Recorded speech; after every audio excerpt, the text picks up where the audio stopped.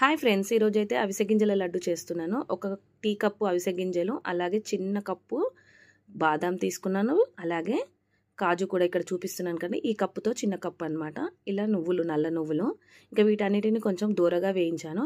ఒక 10 పిస్తా, 3 ఇలాచీలు మంచి సువాసన కోసం. చిన్న కప్పు ఎండు కొబ్బరి కూడా వేసుకున్నానండి. ఇంకా మన రుచికి సరిపడినంత బెల్లాన్ని అయితే వేస్తున్నాను. ఇవన్నిటిని మిక్సీ పట్టుకున్నాక తర్వాత మళ్ళీ మిక్సీలో అయినాక ఇప్పుడు బెల్లాన్ని అయితే వేసి మరొకసారి మిక్సీ పట్టేసుకోవాలండి.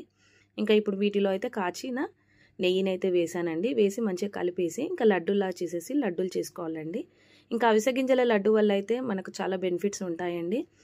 హై బీపీ ఉన్న వాళ్ళు బ్లడ్ ప్రెషర్ని కూడా తగ్గిస్తుందండి.